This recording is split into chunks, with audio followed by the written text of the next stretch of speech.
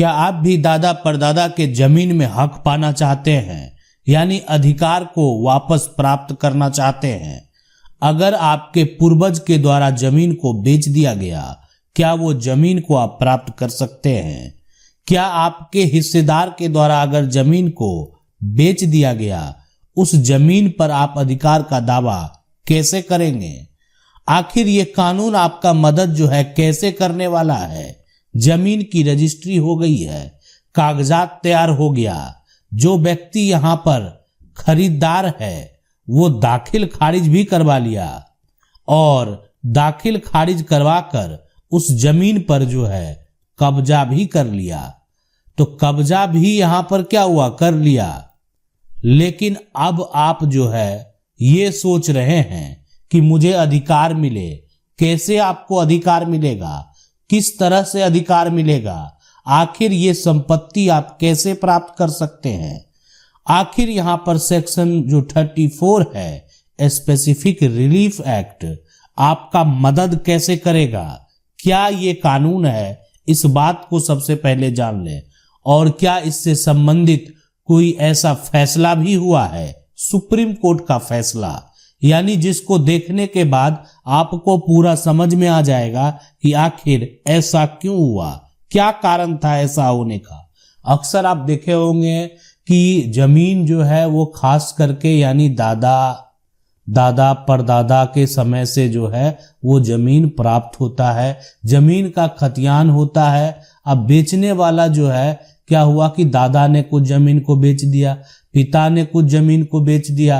अब वर्तमान स्थिति ये है कि उसमें अब कुछ ऐसा हिस्सेदार है, मान लेते हैं चाचा ने कुछ जमीन को बेच दिया।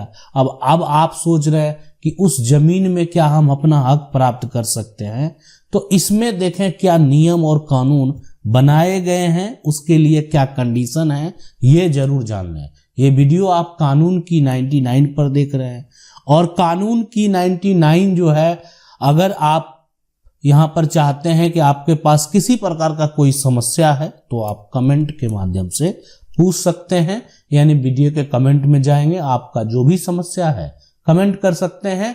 मेरा प्रयास रहेगा उस टॉपिक पर जो है जल्द से जल्द वीडियो लाने का। अब बात करते हैं यानी सेक्शन 34 स्पेसिफिक रिलीफ एक्ट का।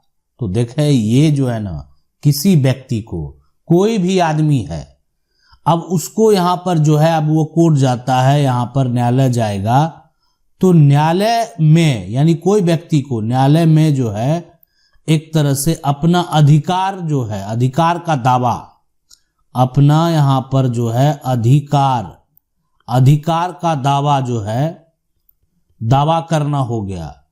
आप अपना जो चरित्र है उसका अगर घोषणा है तो उसको करने का अधिकार प्राप्त होता है, यानी आपको एक तरह से हक दे दिया गया, आपको पावर दे दिया गया है ना, आप अपना एक तरह से दावा कर सकते हैं। ठीक है।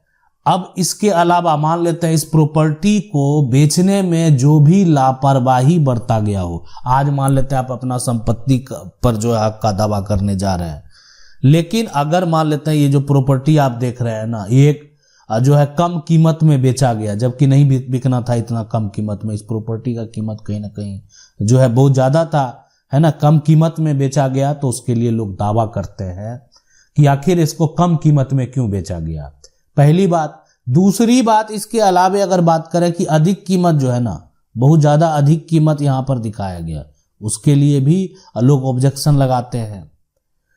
अब यहां पर जो है कि तीसरा जो यहां पर कंडीशन है, ठीक है, कि इसका जो लिमिटेशन टाइम है, यानी लिमिटेशन टाइम है वो अब नहीं है बचा हुआ।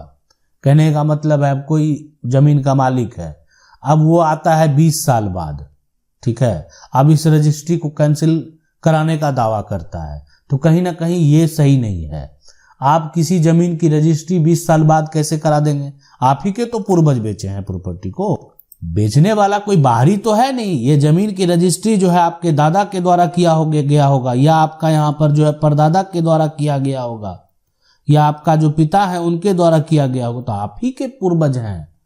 अब ये जो है समय सीमा खत्म हो चुका है, 20 साल हो चुका, 20 साल बाद आप जो दावा कर रहे हैं, जबकि ये जो बेचा गया वो प्रोसेस सही था। सबसे बड़ी बात यह है कि ये जो यानी बेचा गया उनका हक था और वो उन्होंने बेच दिया।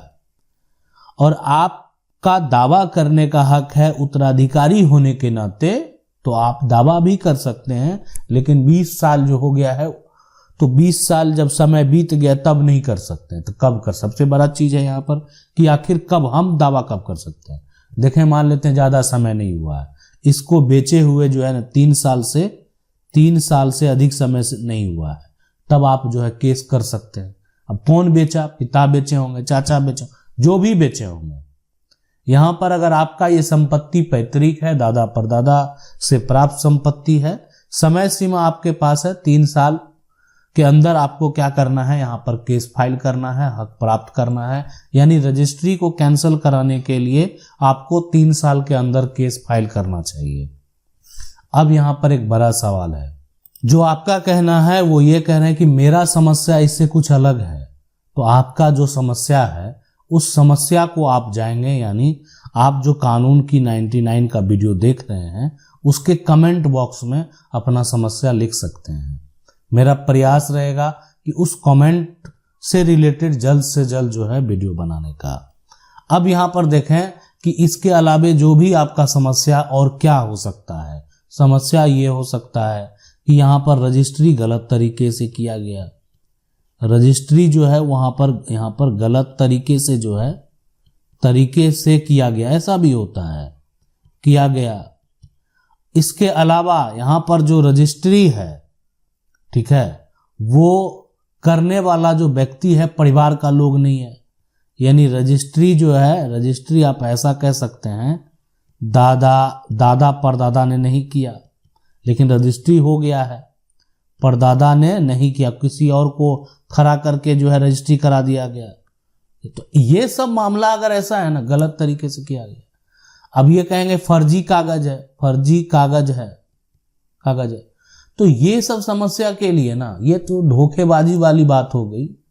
तो यहां पर टेंशन लेने की जरूरत नहीं है। यहां पर मान लेते हैं कि आपको अब ये क्या करना है कि 20 साल हो जाए या 50 साल हो जाए, गलत तरीके से किया गया, जिस दिन से आपको पता चला उसी दिन से समय शुरू होगा, है ना। दादा परदादा ने नहीं किया है, आपको पता चल गया नहीं किया है हमारे पूर्वज के द्वारा, तो किया ही नहीं गया है, तो आप उस पर दावा कर सकते हैं, आरोप लगा सकते हैं। उसके लिए कोई समय सीमा, जिस दिन आपको पता चला उसी दिन से आपका समय शुरू हो गया।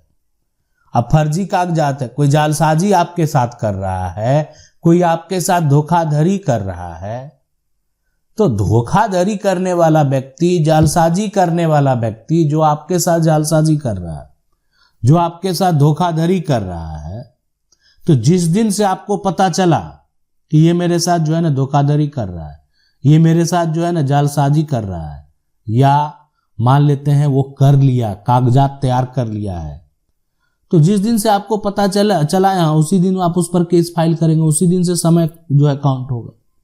तो फर्जीवाड़ा जो है, धोखेबाजी जो है, वहां अगर आपके साथ करता है या कर लिया है और वो कागजात दिखा रहा है, गलत तरीके से कागजात जो है एक तरह से तैयार करके, हो सकता है इस कागजात के आधार पर जमीन का जो है दाखिल खारिज भी करवा ले, लेकिन आप उस पर जो है एक तरह से केस फाइल कर सकते हैं, उस कागज को कैंसिल करा सकते हैं, रद्द करा सकते हैं। ये है पूरा प्रक्रिया। यहां पर सेक्शन 34 स्पेसिफिक रिलीफ एक्ट की अगर बात करें तो इसके अनुसार मान लेते हैं कोई केस जो आप फाइल करते हैं उसको रद्द भी, खारिज भी कर दिया जाता है, डिसमिस भी कर दिया जाता है। यानी मान लेते हैं कि आप जो है क्या किया कि यहां पर जो है ना इसका एक तरह से आपने पार्टीशन जो है, मान लेते हैं चाचा ने बेचा होगा, तो आपने क्या किया, पार्टीशन यहां पर जो है पार्टीशन के लिए केस फाइल किया। साथ साथ जो यहां पर जमीन को बेच दिया गया है ना, तो जो आपका शेयर था उसका कैंसिलेशन के लिए भी आपने फाइल किया, तो पार्टीशन किया, कैंसिलेशन किया, लेकिन आपने जो है ना पोजीशन की बात नहीं की, है ना। तो यहां पर क्या होगा कि आपका केस जो है वो खारिज कर दिया जाएगा, आपका जो केस है उसको डिसमिस कर दिया जाएगा, आपका जो केस है उसको रद्द कर दिया जाएगा, इसलिए कि यानी आपने ये कंडीशन जो है फॉलो नहीं किया। तो ये है सेक्शन 34 स्पेसिफिक रिलीफ एक्ट। अगर आप कानून की 99 का वीडियो पहली बार देख रहे हैं तो आप वीडियो को लाइक कर दें और चैनल को सब्सक्राइब जरूर करके जो बेल आइकन है उसको जरूर दबा लें। मिलते हैं अगले वीडियो में, ऐसे वीडियो में, तब तक के लिए जय हिंद।